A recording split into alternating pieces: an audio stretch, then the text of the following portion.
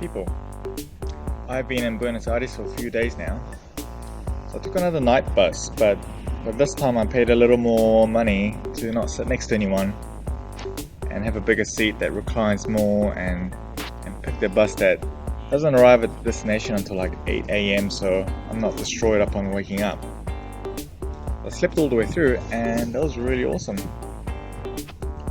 Then I did a couple of walking tours on the first day to get the lay of the land, but it rained on us. My waterproof jacket is no longer waterproof and my shoes soaked all the way through, so it was cold and miserable.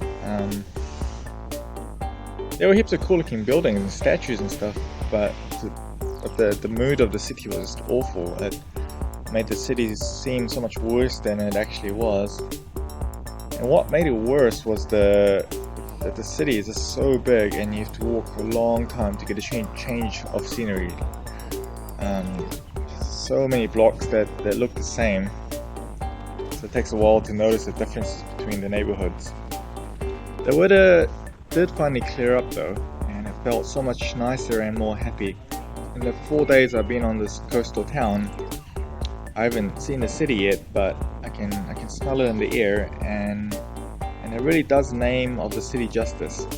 I walked around the super fancy area of town with all the skyscrapers and 5-star hotels and loads of parks, grassy parks everywhere, and the tall buildings, the sign of how corporations rule the world in other cities. They seem quite ugly, but in Buenos Aires they look nice. I'm not sure what it is though. I think it's because they're more spread out and they don't differ hugely in size, and they look orderly and pleasant. Or maybe because I was just happy to be in the sun.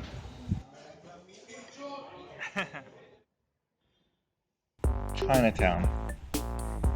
There were 3 types of buildings there: supermarkets, restaurants, and giant dollar stores that sell the most tacky, like generic Asian shit you can get, like lanterns and the plastic golden cats with the moving arm, and nunchucks and fake katana swords, and just the most awful shit you can find. And it was quite embarrassing, to be honest. Like, the restaurant I went to, nothing on the lunch special menu was spicy to any sort of degree. But luckily, they had chili sauce, so I took great liberty with that. Then I went to a supermarket and bought some emergency chili powder, just in case I get stranded again. The container kinda looks like a dildo though. Another thing I realized while traveling is that it's a super bad idea to walk into a museum when you're hungry. You're pushed to see everything as quickly as you can and just get out of there.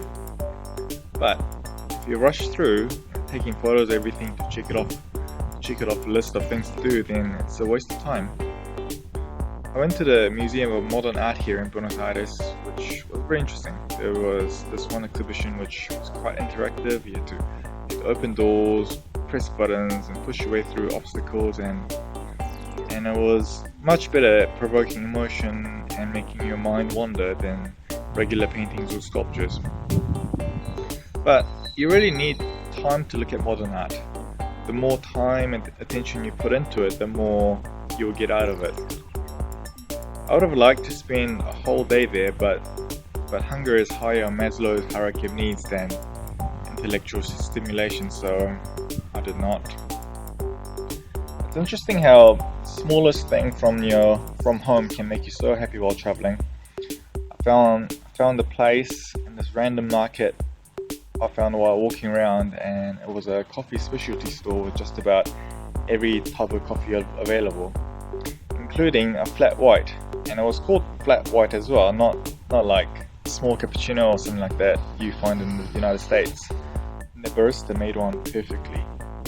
The milk quality isn't so great here, so you could taste the difference in the milk, but otherwise it was a perfect flat white, and I was just so happy drinking that. Although I paid way too much for it, and I didn't even like flat whites that much. It just reminded me of being back in New Zealand. Hannah and I went to an awesome boat museum. It was called the ARA Presidente Sarmiento, and the boat was from the 1890s and was a training ship for the Argentina Armada. It was powered by a shitload of sails and a steam engine. and had sailed all over the world like 7 times or something. It had big guns, little guns, torpedoes, wooden decks, paintings, just all sorts of old things to look at. And as an engineer, it was really interesting to see all the old machinery and just trying to figure out how they work, and they were really impressive. Then we went to get food and finally found some decent food here. It was a grilled sandwich place near the coast in the rich, nice neighborhood, and I had this best sandwich slash sub thing I've had on this continent.